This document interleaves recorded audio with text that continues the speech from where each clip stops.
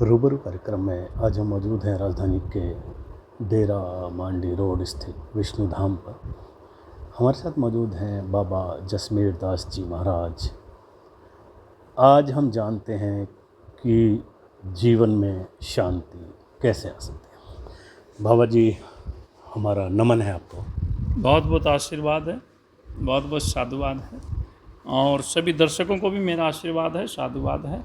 और पर्सन के अकॉर्डिंग ही, क्योंकि मैं आपकी सुन रहा था, सबसे पहले तो आशीर्वाद ही होता है कि आप सुख रहें, शांति से रहें, दिव्य जीवन जिएं।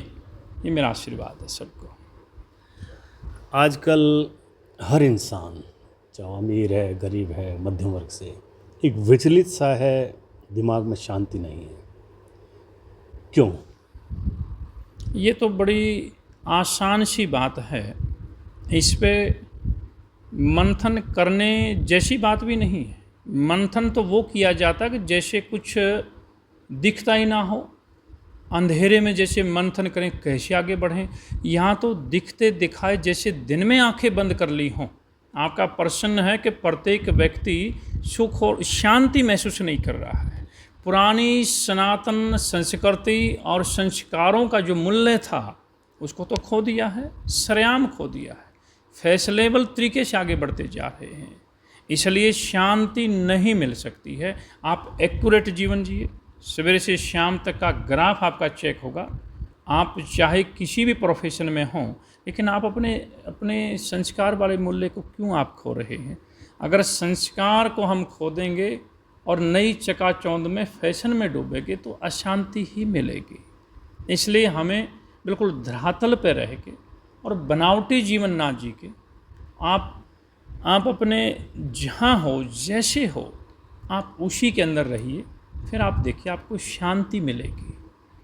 आपने फैशन में रिश्तों को भुला दिया, आपने फैशन में समाज को भुला दिया, आपने फैशन में अपनी दिनचर्या को भी भुला दिया। आप फैशन में खड़े खड़े आपका शरीर आपका अकड़न में आ जाएगा, लेकिन फैशन के बहाने खड़ा रहना मंजूर है। अरे आराम से बैठिए भाई, कहीं पर भी, जहाँ मान लिया स्टैंड पे खड़े हैं, किसी बस स्टैंड पे ही खड़े हैं ना, आप देखना बस स्टैंड पे जब आप जाएंगे, पुराने ज़माने के कुछ बुजुर्ग अगर मिलेंगे, आराम से जैसा मौका मिला तुरंत बैठेंगे, आराम से 1 घंटा ऐसे बैठे रहेंगे। एक ईंट मिल जाए बैठने की, वो एक पगडंडी सी मिल जाए, इस छाया में बैठेंगे, आराम से ऐसे बैठेंगे, क्योंकि ओहो भाई बहुत अच्छा हुआ। लेकिन नए ज़माने में उलझे हुए आपने प्रश्न किया कि शांति महसूस नहीं है। शांति कैसे हो सकती है? आप अपने शरीर को बचाने के लिए भी आप फैशन के चक्कर में आकर बस स्टैंड पर खड़े हैं, आप फैशन में खड़े हैं। आपको मालूम है कि आपको खड़ा ही रहना है, आपकी शान लग रही है, लेकिन झूठी शान है। शांति कैसे हो सकती है? शरीर को भी खो रहे हैं, संस्कारों को भी खो रहे हैं, और समाज को भी खो रहे हैं। जब इन तीनों चीज़ों को आप पकड़ लेंगे तो चारों तरफ शांति है। आप देखिए, फिर आप कहीं भी चले जाएं, आप कितने VIP एरिया जो हम हर शहर में कह सकते हैं, वहाँ भी आपको शांति मिलेगी, बशर्ते आपके पास संस्कार हो, आपके पास सामाजिकता हो, आपके पास ये धरोहर साथ लेके चले, फिर शांति मिलेगी जहाँ पर भी जाएंगे। इसलिए मैं इसके कतई खिलाफ हूँ कि हम ये कहकर पल्ला झाड़ लेते हैं कि समय बदल गया। नो, ऐसा नहीं है। हम सबको व्यक्तिगत अपने लिए करना है, स्वयं के लिए करना है। और स्वयं अगर मैं सुधर जाता हूँ तो मेरे आस पास अड़ोस पड़ोस का एनवायरनमेंट पूरा ही तो सुधर जाता है। इसलिए सबसे पहले आपको सुधरना होगा और आपको चलना होगा। और मेरा ये संदेश भी है सबको, सभी संकल्प लें और अभी से लें और तुरंत लें। जब शाम को परिवार इकट्ठा बैठता है, आप तरह तरह की बेकार की बकवास आप सुनते रहते हैं, सभी फ़ोन खोल के। आप ज़रूरी काम कर सकते हैं, आप करिएगा, ज़रूरी काम करिएगा, लेकिन उसका भी एक समय रहता है। तो सभी कहते हैं लेकिन करते नहीं। अगर 4 लोग परिवार के हैं तो चारों ही मोबाइल के अंदर, कमाल की बात है, हद की बात है, ताजुब की बात है, अचरज जैसी बात। और फिर कह रहे हैं कि शांति क्यों नहीं? शांति कहाँ से मिलेगी? शांति मिलेगी, आप इकट्ठे बैठें, ज़रा पूछिएगा, बात करिएगा कि आप अपनी दुकान से आए हैं, कैसा रहा? वो अंदर की बात एकदम उलेड़ के बताएंगे, वो भाई आज ऐसे ऐसे हुआ। लेकिन सुनने वाला कौन है? आप थक के आए हैं, आप ऑफिस से आए हैं, दुकान से आए हैं, आप बाज़ार से आए हैं, आप कोर्ट से आए हैं, आप डॉक्टर हैं, आप निकलने की, सुनने वाला कौन है? घर में बताइए कौन सुनने वाला है। आप जब एंट्री करते हैं तो आपके बच्चे सारे मोबाइल में हैं, आपकी मैसेज भी मोबाइल में है, और अगर पत्नी आई है तो पति भी मोबाइल के अंदर है, तो फिर सुनने वाला कौन? शांति कहाँ से मिलेगी? आपको शांति नहीं मिलेगी।